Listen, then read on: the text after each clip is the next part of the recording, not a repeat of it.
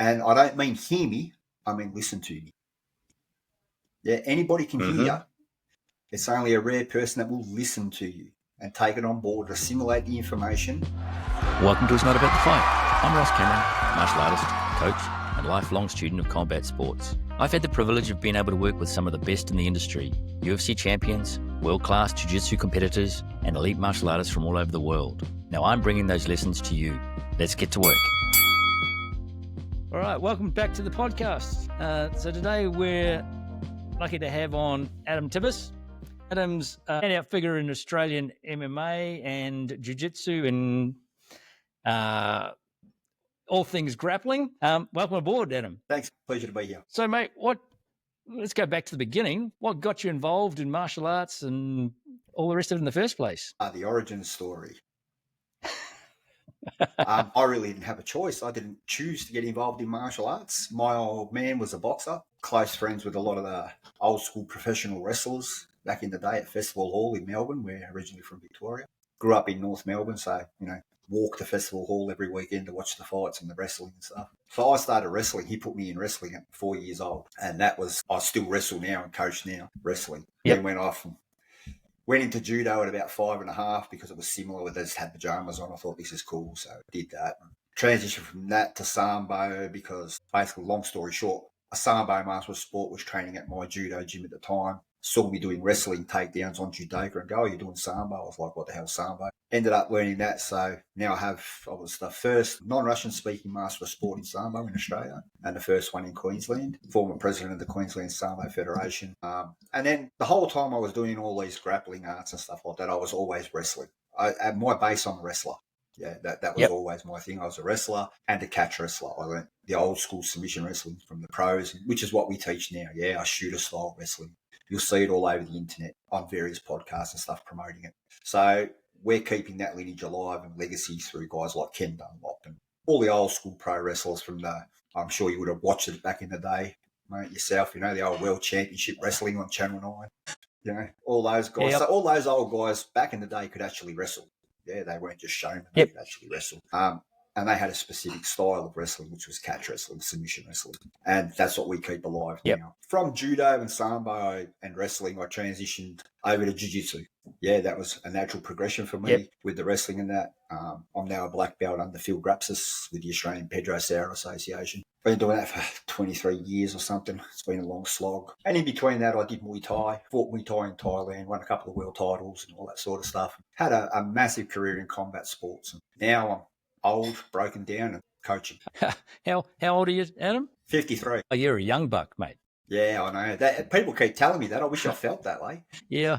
Well, I've got a similar journey. I started off in judo when I was 4 and then went on and learned karate and then taekwondo and then Japanese jiu-jitsu and just kept adding and adding and adding to my skill base because I'm a big believer that it's not one plane, it's multiple planes that you need to learn how to deal with every single plane. Absolutely. So, and that's how we ended up in MMA. Yeah, exactly. Yeah, exactly. As soon as MMA came on the scene, it was like, that's what I want to do because that's what I do. Yeah, basically, yeah, that's exactly what it was for me too. With the Muay Thai, after I finished with the Muay Thai and went into the MMA fights and stuff, it was perfect for me. I had a really strong wrestling base, jiu-jitsu and judo and Sambo, plus the Muay Thai and boxing. So it was perfect for me. It's like everything that I wanted to do. So what's the core philosophy and mission that drives you in coaching people? Core mission philosophy? Good question. Look, I think for me, more than building super athletes and champions, I'd really like to build decent people. Yeah, coming from that original Japanese judo sort of thing as a young kid, and even in my wrestling, like I learnt wrestling from Middle Eastern guys, Turkish coaches and stuff like that. They were very big on respect, community. Being in ethnics in Australia, they were very big on their community and stuff, helping people. I think before I produce champion fighters or produce fighters, I want to produce individuals, quality character individuals. Yeah, I look at martial arts as a great vehicle to develop good humans. Absolutely. And I think that's or the bad key. Ones. You're trying to or bad ones, depending on how you teach it. Yeah, and that comes down to the coaching philosophy and the coach, and whether or not you are trying to teach good skills to good humans, or and I've done it, and you will have done it, where you go, nah, you're not for my gym, off you go. Many times. Yeah. Yeah. Now, you've built a strong culture in your gym. We have. How do you cultivate that? And what sort of disciplines or belongings do you bring to the table to make that such a good connection with your guys? I think humility. Humility is the number one cab off the rank for me, on my part and their part. Yeah. If I have new guys coming into my gym and I'm there, like I'm God because I have a black belt. I'm God because I won this or I won that. That instills in them that the quality of themselves as a human or their play in the gym is what they win. Right? It's a very egocentric type thing.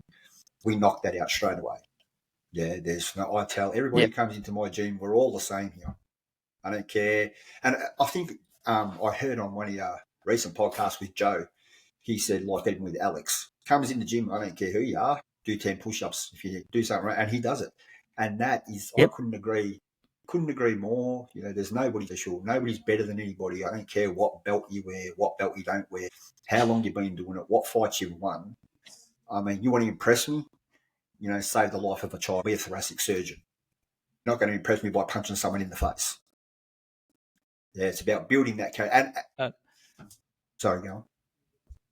Yeah, I have a conversation with my old master. Like, he's 85, and for years I used to cut the Dan markings off my belt, and he would go and get up me for it, and I would say, well, no, I take them off because I don't want people saying, oh, you're a 4th Dan, 3rd Dan, 5th Dan, 10th Dan, whatever Dan. You're good or you're not good, or you're a good guy and you're not a good guy. That to me makes the difference. 100%. We're in our gym here, because we rarely train in the gi anymore. As I say, our gym has gone back to my wrestling base, and we're really doing a lot with the catch wrestling through ISCA and stuff, and promoting catch wrestling in the ring with ISCA. So we don't do a lot of gi stuff anymore at all, which I prefer because there is no belts then. Nobody can look at anyone and say, oh, well, you're better than me or you're not as good as me. I don't care. I mean, you know how many people I've met that are high-level black belts? They've got more Dans than I can count, but they're actually real arseholes in life. Unfortunately, the Dan system, how many stripes you got on your belt does not constitute how good your character is or you're a good how human. good you are as a person. Yeah. And that's more important to me than anything, and in our gym, that's the culture. I want the ego left at the door, mine as well. And we're all guilty of having a bit of ego every now and then. I understand it, but I'm very strict on the door. There is none. There's nobody better. I'm not master, sensei, professor, Adam. Yeah, everybody who trains with me, you walk the door, is just Adam. Yeah, I have it where I deal with taekwondo schools and karate schools and all the rest of it. And I've got titles in Japanese jiu-jitsu and titles in karate and do I use them? No. Just call me Ross or coach, or that's good enough for me. Same. Makes a big difference. It's of no interest to me. That to me is it's almost like things like that, almost insidious ways of creeping into that little ego boost here and there. Anything like that, I knock it on the head, and we just keep it cool and just keep it fun. Yeah. Yep. And that's the key. That's what keeps people coming back, isn't it? Absolutely. So if you're looking at a new guy walking in the gym, what qualities are you looking for if you're trying to find if they're a future champion or you're going to build them into a future champion? Qualities I'm looking for is the ability to listen. More than anything else, the ability to listen. And I don't mean hear me, I mean listen to me. Yeah, anybody can hear.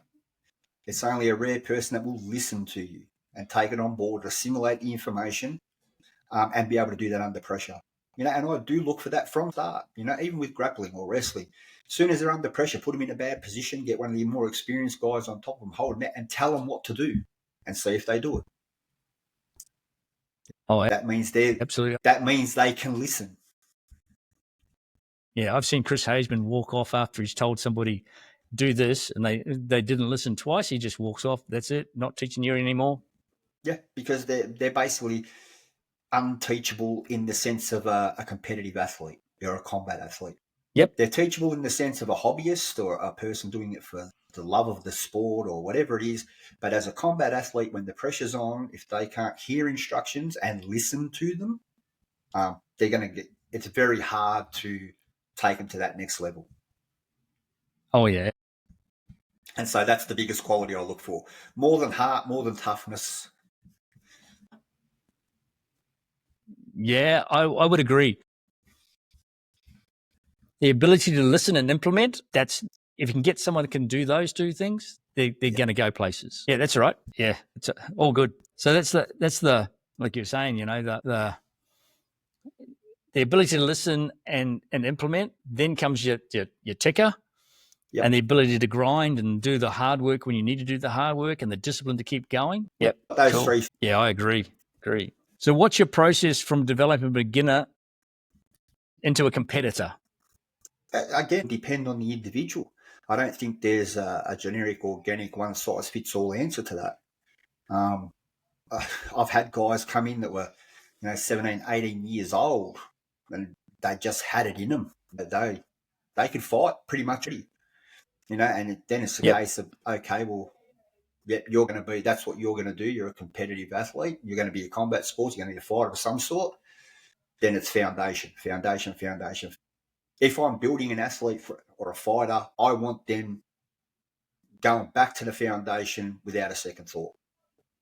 Yeah, if it's a wrestler, I want them always in a good stance, good straight spine, very solid, knowing their locks and tie-ups and stuff, and being able to shut someone down or take down. If they're a striker, I want them automatically to know how to pivot, how to cover up. Those basics, if you don't have them, you can teach people all flashy stuff in the world. As soon as the poop hits the fan, so to speak, and they don't go back to what they're supposed to be going back to, it's good night, Irene. Yep. And you can't replace good basics with fancy shit. No, you can't. Everything grind. If you grind, if you've got a fighter that grinds, they're grinding with the basics. You look at the UFC, even UFC fights, eternal fights, whichever fight you want to look at. The guys who are doing well do really well because they have excellent basics, excellent foundations. They grind with those things in order to pull off something special. Yep. Yeah, absolutely. And as a coach that stands in the corner and watches guys on the sparring, and I'm just going like, hands up, don't stand still, keep moving, cut your angles, doing all the basic stuff. And then you sit there and go, did any of you hear what I was saying? Like, I've said the same thing for the last, 30 years. Yep. Come on, guys. Let's go. Where it comes back to our first point, the ability to listen and implement. Yep. So how do you balance hard training and longevity and mental health with your athletes? Minimizing the pressure on the athletes. I see, and I have seen coaches really, over the top pressure on young athletes, like crazy pressure on young fighters. You're talking amateurs have had 1-2 fights, and the coaches, into them like they're fighting for a world title. I'm like, come on, mate. It's an amateur fight, This is experience time. This is where you're building their confidence. This is where you're building their ability to take a bit of punishment and keep getting off the stool. The stuff that I see some coaches do nowadays, whether it's living vicariously or whether they just can't help it, they're just they far too much pressure on a lot of the young athletes. So I tend to not pressure athletes. It's not about winning or losing. It's about learning. Whether it's a W or an L, I hear a lot of people say, oh, we don't lose, we learn. No, I say we don't win, we get wiser. We don't lose, we learn. Yep. Okay. That's my thing. Yeah, it's an interesting concept because as a coach and promoter, I'm always telling my guys, I don't really care in the amateurs if you win or lose. What I want you to have is good experience, come out of it and have things to work on, win or lose, because that's where we're going to develop that experience level, how to handle the pressure in the fight, how to handle, I got stuck with my back to the cage, and the guy, how do you handle all those little bits and pieces that go on and the chaos in the fight? How do you handle the coach walking in and you calm down, breathe, all right, game plan A is not working, let's go to game plan B, How do you handle that? You're used to it. And you watch the tennis players, It's exactly the same thing, as a tennis player. He's received so many backhand returns that he knows exactly what to do with it. Exactly. Pretty much he can pick where it's going to land before the guys even hit it. Hence you see him run across the court before the guys even returned it. They're just that ingrained. And again, that is a thing where if as a coach, you're a good coach, you're drilling the basics that hard. Yeah, and that foundation, you've trained the foundation, even into your amateur fighters before they're competing. Like, in my opinion, a lot of guys shouldn't be competing until they can show me the foundation under pressure. They'll fall back on it, fall back on it, fall back on it, even as an amateur. Now, I think a lot of people are put in too soon, in my opinion, to a lot of fights. I've seen a lot of fights where fighters shouldn't be in there because the foundation isn't strong enough. Yeah, they hit like a sledgehammer and, they've got a head like a brick. They can't be hurt. They hit like a sledgehammer, but they've got literally no skill. And that's... Yeah, it's interesting because I'm a big believer in the same. Like, I tell my guys that if I have the process, all right? So if you want to compete in MMA, I want to see you in some of my lockdown comps. All right. I want to see that you can handle the pressure, get better at that part of that skill. All right. Mm-hmm. Then the next I want you to go maybe have a boxing fight. You don't have to have 20 boxing fights. Have one or two that I can see that you can handle the pressure of just dealing with the hands. All right. Now let's have a kickboxing fight where I can see that you can handle the pressure of now having multiple weapons involved. Now let's go and put it all together. Let's step into the MMA. Let's go C class, see how we handle that. It's nice and safe. You can deal with those things. Then step up to your B class fight. All right, now we're starting to get some serious mileage underneath you. Now you should have some skills. You should have some ability. Yep. Now let's truck along. That's it, and that's how it should be. It's a slow build. Yeah. Too many athletes are in a rush, I believe, and unfortunately, a lot of coaches fall into what their athletes want, whether it's to keep them in the gym so they don't lose a fighter or membership or whatever it is. I'd rather go, you're not ready, and have them leave my gym and go somewhere else than put them in too soon to keep them there, because once they get a flogging, they're leaving anyway. Exactly. And as a coach, my responsibility is to make sure that my fighter is safe. Exactly. So if I'm not doing the right thing by making sure that they've had a good experience and all those things, then I'm not doing my job. Exactly. And look, that again is what it boils down to with the whole, I guess, integrity and ethics and stuff like that, and no ego. It's really good to put 20 fighters on a show and go, look at all my fighters, look how many fighters I've got. Yeah, not one of them won, but I've got 20 fighters on the show. It's a bit of an ego thing, and there's no integrity in that. I'd rather have no fighters on a show and know that when my guys do go to fight, they've done the grind. Yeah, that's why I don't have many fighters. Yep. I don't. I have quite a few wrestlers, but I don't have many MMA fighters. I don't teach Muay Thai anymore, straight Muay Thai at all. It just, I don't have enough people that come through my door that I could probably say, yeah, you're going to compete at some point.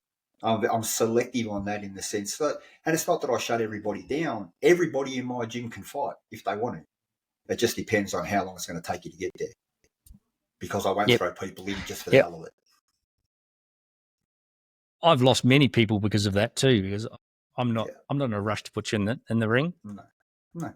I would rather you had a good experience by having the skills and prepping correctly than just jumping on in. Yeah, 100%. Yeah, it's that balancing thing that people forget. If you push them into the, and you see it in the 3-month challenges where they're now jumping in the cage after 3 months, and someone's inevitably going to get pumped, and we lose that person to the sport. Yeah, look, I think depending on the 3-month challenge, I guess there's both participants have only been in it 3 months as well, so I guess it's a bit different to someone doing 3 months and jumping in with a guy who's been training 3 years.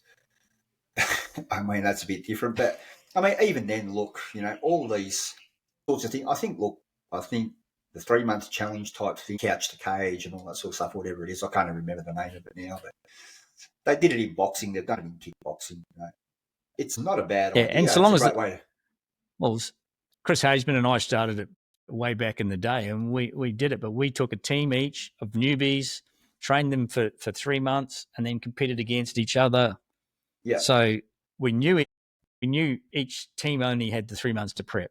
And that's like it's ones. Yeah. How do you know that there's somebody who wasn't a boxer for 20 years as a kid, and now he's from 4 to 24 he was a boxer, never fought in his life, but he boxed for 24 years, and now at 28 he's done the 3 months challenge and he's going to get in the cage with someone who literally never has done any combat sports. There's that risk there. But look, I think everybody who's running the show are pretty much switched on and know what's what. I mean, I don't think it's a bad idea, and as long as it's done safely in the right spirit, I think it's okay. Yeah, I think would I it's a put good my marketing athletes tool. in it? Yeah. Would I put my athletes in it? No. Would I ever run one? No. It's not what I do. But I'm not against other people doing it either. So, what's your approach to coaching young youths and adults? The difference between the two? The difference between the two, I think, is intensity. To tell you the truth, even beginner adults, their training will be more intense than young kids, regardless. Yep. I actually had a young kid here, 14 or 15, had wrestled for, since he was about 8. Good wrestler, knew wrestling and stuff like that, but he never trained. Even then, he couldn't keep up with the beginner adults. I think you got to look after their body, mate. You know what I mean? It depends on what age we're talking. At my gym, we don't really teach kids anymore. I don't teach anyone really under 18 anymore. It's all adults. But when I did train children, for me, it was, again, it's keeping things into perspective. They're young kids, their body's still forming. I don't want to do anything that's going to damage something permanently. Like I've seen over in Thailand when I was there, 4 or 5-year-old kids kicking the car tires and stuff like that. I'm like, so cannot be good for your body. By the time you're 20, you're going to be crippled.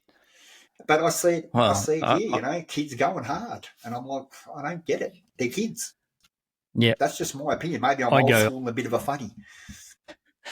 Mate, my kids all grew up doing martial arts, and I wouldn't put my kids into the ring or anything until they were older. And I do that the same with the kids that I teach here. I teach the kids in the gym. They learn traditional martial arts and the skills. And then later on, if they want to get into combat sports, there's the avenue. But you have to be 16 to 18 before I'm even looking at you for that sort of thing. Yeah, I'm the same, mate. I don't even under 16. It's just my opinion. I'm not against anyone. As I say, with ISCA and that, I judge and ref, do all that sort of stuff for the juniors and the little kids and stuff. And I think it's great for them. They enjoy it. It's really safe with ISCA. ISCA do it really, really well. I'm quite happy to get involved with them and do it. It's just me here. It's not so much, I don't think, the contest. It's just the way we train here. Because we're heavily wrestling based, our classes consist of a lot of the impact. Yeah, a lot of takedowns and a lot of grind and stuff. It's not for kids. Yeah, the impact on the body and all the rest of it, and you'll get it. Judo shoulder and all the rest of those things that you get from being taken down and falling all the time, and the body takes a wear and tear.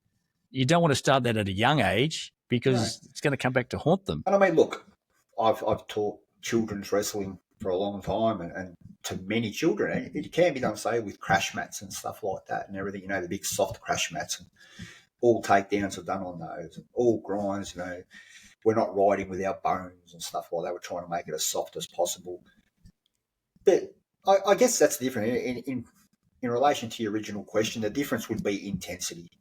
With an adult training, even if they're a beginner, one would expect that they could, once they learn the break fall correctly and stuff like that, most adults that are reasonably in shape or even reasonably out of shape can still, if they know how to break fall, land on a jigsaw mat and be okay. I would not expect the same of a young child. That's all. I spend so much time teaching my kids' classes how to break fall and how to forward roll and roll out of the fall or the throw and all that sort of stuff, just to try and lessen that impact on their bodies. Yeah. So I totally get that. Skill, there's a gentleman in the UK now that's a judo guy that's making a program for teaching elderly people how to fall and break fall. Yeah, I've seen that. Yeah, it's really good. Yeah, fantastic. So as a business lesson and coaching and all the rest of it, what's one of the biggest lessons you've learned as a gym owner and a coach? Gym owner and a coach. Not everybody's the same. Not everybody's me. I think one of the biggest things that I learned was that not everybody is me. When I first opened my gym, I taught everybody how I was taught. Yeah, which was the lesson for today is pain. It's a great teacher. Yeah, when it hurts, you know that you're doing something wrong. People don't want to do that, and that's it was antiquated. It was silly, but it was how I'd learned, and I hadn't learned anything different. Yeah. Yep. Now we've changed that. We cater to the modern person. Look, depending again, it's very individual, isn't it, Ross? You know what I mean? It depends on who the person is, who's coming through that door. I think that's a skill that's learnt as a coach. Eventually you have to learn that Joe doesn't learn the same as Bill. Mm-hmm. Exactly. And I have to then teach it the way that Joe's going to pick it up and teach the same thing to Bill, but in a different way, change the analogies or change the structure of how I teach it so that they get it. And that was pretty much my biggest lesson as a business owner and a coach was, I guess, there's no one size fits all with coaching. And it was definitely not the way I learned was not the way that fit anybody aside from me. I mean, if people learned the way that, and I mean, I'm sure you're the same, Ross, you're, a bit of a vintage like me, mate. Back in the day, there was none of that, you do it. Oh. This is how you're doing it, and it's going to hurt. Bad luck. Yeah. That doesn't fly anymore. No, it's interesting because, like, I talk to my partner about this, and I go, I wouldn't dare talk back to any of my masters because they would flog me. Mm-hmm. I wouldn't dare even ask the wrong sort of a question because I get flogged. And if they said do 1,000 push-ups, you did 1,000 push-ups. Just to make sure. That was it. You just did it because that's what otherwise it was that you got flogged. So it's 100%. These days I look down there and I go, oh no. You just can't do it. And I think that was my biggest lesson, was adapting the coaching and the style of teaching and stuff like that for the modern society. Now, how do you manage the business side of martial arts without compromising martial arts values or your belief systems? With great difficulty, but also with great simplicity. And to elaborate on that further, I guess I don't sell out. If that means I've got 2 people on the mat, that's what it means. I have the distinct luxury of owning my gym.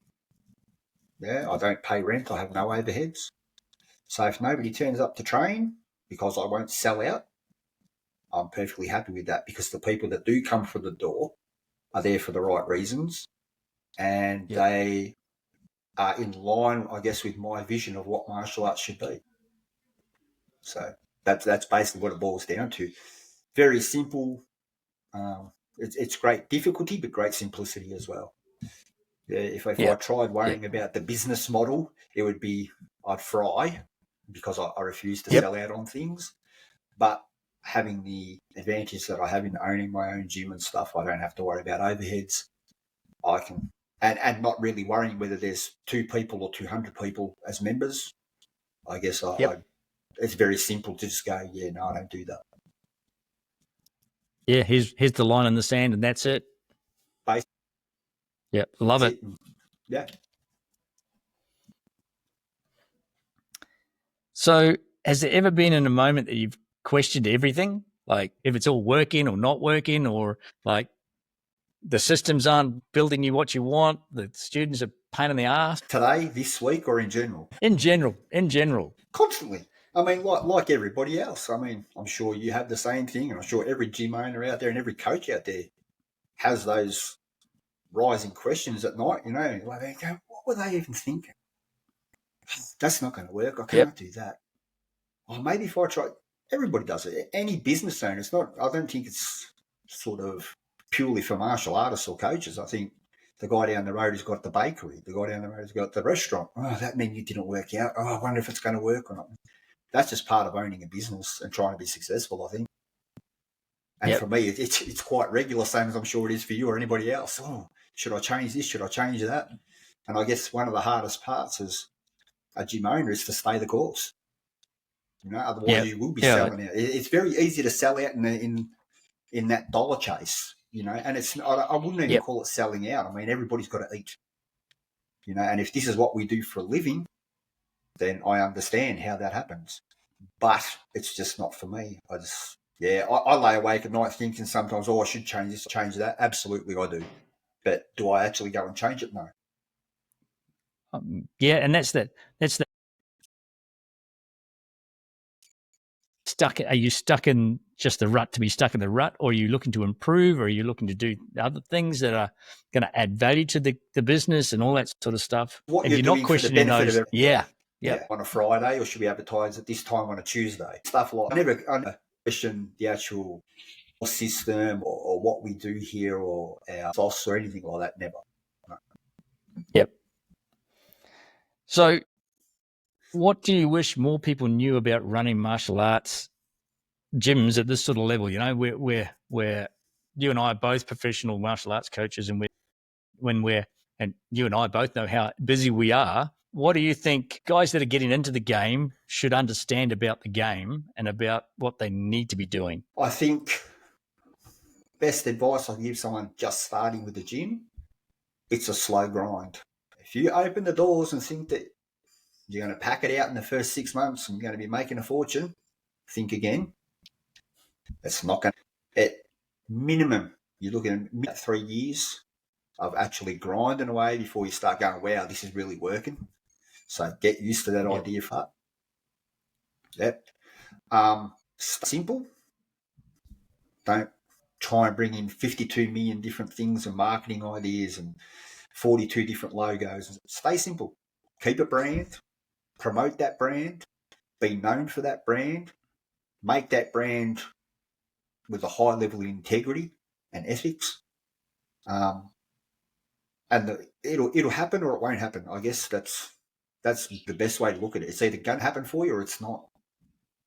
And if it's not, and it doesn't, that's when it's time to look at how can I change things to make something better of what I'm doing. Because what I'm doing after 3 years of grinding, it's not working. Something has to change. I need to look at doing something different and give that a crack. But even then, don't jump on it too soon, because it could be around the corner 5 years doing that grind and all of a sudden, boom, but you changed it instead. Stay the course. Yeah, and it's hard for people to understand that. Well, I've been a professional martial arts instructor since 1990. Yep. And it's been that long, slow burn of just slowly getting more. And people look at me and go, oh, yeah, you got a big shed and you're doing all this stuff, da-da-da-da. Mate, it's been hard slog every step of the way, and you just have to have your and you got to have your principles, and you've got to stick to those, and you might try different marketing plans, but you've got to have what you stand for as a business and as a person, and make that what you give people. And that's the thing, is what you do going to give people a skill set, but is it also going to better them as people? Are you in coaching martial arts for the right reason? Yep. Are you not? Because if you're not, usually it'll sort itself out for you. If you are, it's just stick at it, man. Stick at it. Just stay the course. It takes time. Yep. All right. So where do you see your gym in 5 or 10 years' time? 10 years' time, hopefully I'm retired, mate. I'm getting sick of getting dropped on my head. I think I'm retired. Look, 10 years' time, we'll still be doing what we do now. Yeah, nothing will change. The stuff that I've been teaching for 20 years will still be the stuff that I'm teaching in 20 years. We don't do anything different. We don't change. We're happy with how we do things. We're very, as I say, we're very happy with our ethos, our gym culture, the skill sets that we have. We enjoy what we do. I'm not interested in seeing how it evolves. If anything, evolution will probably be the coaches will get younger and probably less grumpy. I'm going through that at the moment. I'm slowly stepping myself back from coaching every single class to having other coaches do things because I am that grumpy old coach. Yeah, me too. I think that's a good thing to happen, and then I can actually start adding value to the coaching staff rather than adding value to just the students. Yeah, exactly. And I mean, look, for us, with our preserving our shooter style of wrestling, by promoting more coaches, preserving that art, which is what we're about at the minute. You know, we're not really a fight gym at the minute. Haven't been for a while. Happy to have MMA fighters train there and stuff and train them, all that sort of stuff. But we've really been concentrating on what we're doing. And hopefully by producing coaches now, we're preserving that style, because until we actually started teaching it again, it was already dying off. You know, it just wasn't happening anymore. No one knew what was teaching it. Luckily, I learned off some of the best guys in the country before they passed on. Yeah, well, I'm lucky that I've always been a big believer in having multiple styles in the gym, and because I've got multiple styles, it goes back to my judo coach, who was a judo black belt and a karate black belt and a aikido black belt. So the understanding that multiple styles and then having multiple coaches and all the rest of it. So I've got Ian Meller on the mats right now, just teaching some wrestling to some of the boys. You know, and to have those sort of characters come into the gym and float in and pass on their knowledge, to me, it's an amazing thing to happen, because they're all like us, you know, we're all old and we all want to share our knowledge and pass it on before it is gone. And if we do pass away with the knowledge, then the communal knowledge is not getting better and bigger and stronger and all the rest of it. So, I think it's an amazing ability to have. And that's, I guess that's my vision for 10 years, that I've got a bunch of guys that are preserving that style of wrestling that I'm so proud to be basically the only exponent of left. They're doing their due. I'm retired. I'm done with it, and they're keeping that alive and moving it on and teaching other people. Doing what we do. That'd be the vision. Sounds like a great one to me, because my plan is not to retire. My plan is to step back and spend more time doing seminars, and more time catching up with people and doing all that sort of stuff. So that's my aim. So I agree. We have a few projects in the works that aren't ready to be talked about yet, but the Level Up Grappling podcast, I'll do that. Pushing and really trying to generate more interest in the catch wrestling on ISCA shows through ISCA back in the ring, because that as a sport is so exciting, and as catch wrestlers we want to see it grow. I remember grappling with Jean Nabel back in the day and him choking me out, but talk about a great catch wrestler and judo player, and absolutely just handled me like I was like a rag doll. Yeah, I think Gene handled many people like that, mate. That's just how he was. Choked out a whole bunch of people. But I mean, I guess that's my big project at the moment is getting the catch wrestling out there for people to see, putting it more on. Yeah, and people understand that it's there. I talk about catch wrestling in my classes, and people don't even know what it is. And I'm like, what do you mean you don't know what catch wrestling is? They don't, and that's unfortunate. But so with the rule set, I wrote a rule set for ISCA, and it's a great rule set.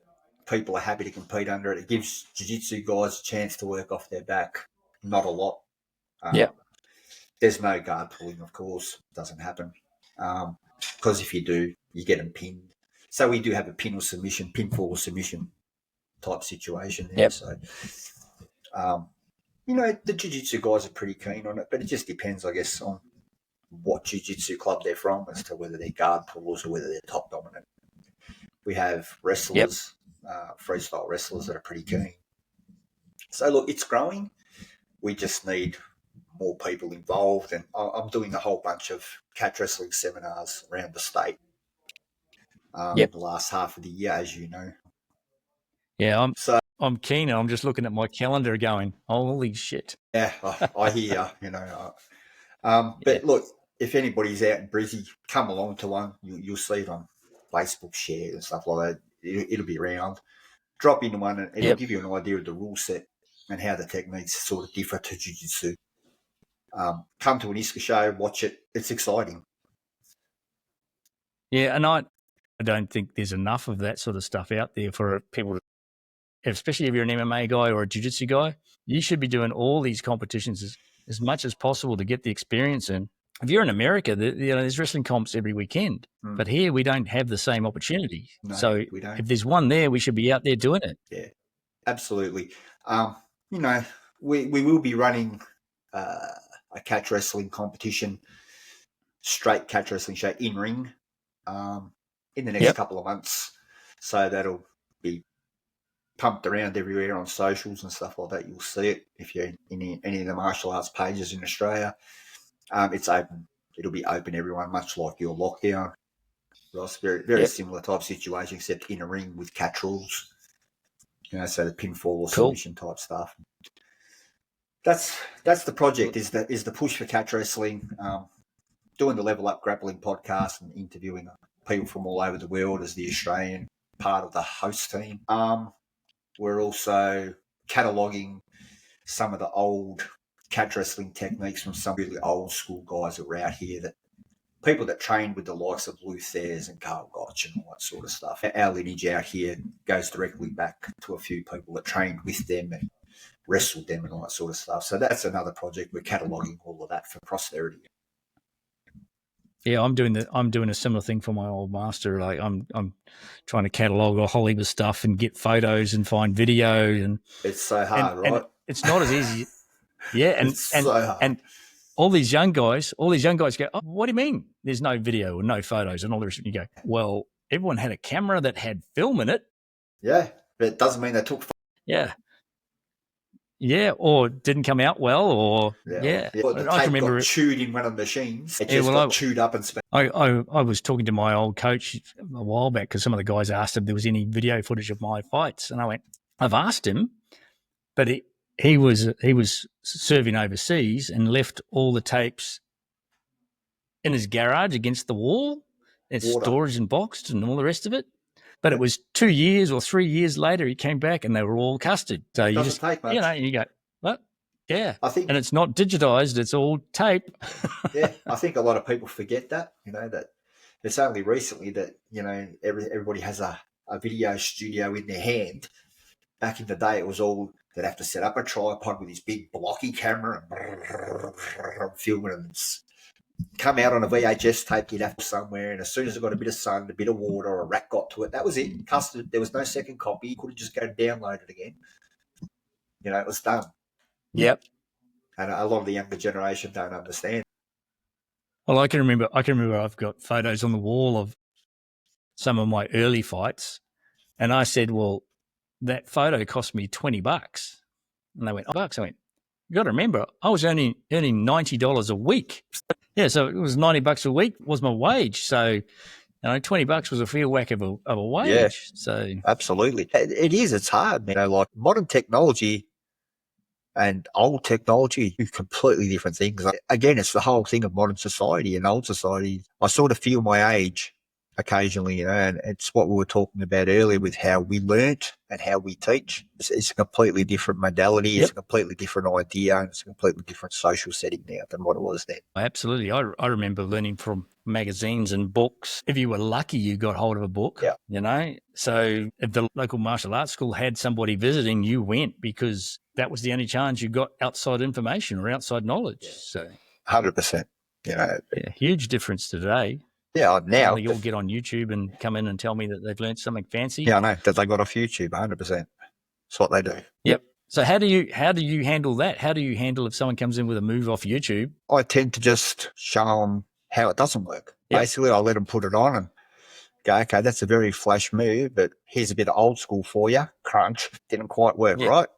And did you miss those 20 steps beforehand before you could actually get to do that? Okay. Yeah. Basically, and look, that's just part and parcel of being a coach and part and parcel of dealing with students in the modern era. Yep. So if you could go back and give yourself some advice from 10 years ago, 20 years ago, what would be the biggest piece of advice you could give yourself? Don't do it. Do it. No, don't do it. Don't do it. The biggest piece of advice I'd give myself would 20 years ago, it would have been slow down. 10 years ago, possibly would have been speed up. And, a year ago, now we're right, basically, 'cause 20 years ago, I was a bull at a gate. 10 years ago, I was like, I know everything, I'm good. Now it's like, well, we're at a stage now where we're teaching stuff and, we're happy with what we're doing and we're happy in ourselves and our students are happy. We're happy in our gym culture. This is where we need to be, So yeah, that's would be my answer. 20 years ago, slow down. 10 years ago, speed up. A year ago, perfect. Yeah. All right. So where can everyone find you on socials or find your podcast or whatever it is that you've got out there? So our website is deathrollhq.com.au. Our Facebook is Death Roll Submission Wrestling and AST MMA. And our Instagram is Death Roll Submission Wrestling. And the Level Up Grappling podcast is available on all platforms, including Spotify and stuff like that. Take a look at it. I think it's like the third largest in the world at the moment. 34 countries, over 500,000 listeners regular. Pretty cool. Some big name guests. I love it. Really interesting thoughts and conversations from grapplers from all over the world and some big names. All right. So we might call it quits. Pleasure, my friend. Anytime. Absolutely. Always open to that, mate. Love a chat. I'm always good for a yarn. Excellent. Yeah. Thanks, Ross. Cheers, mate. Thanks, buddy.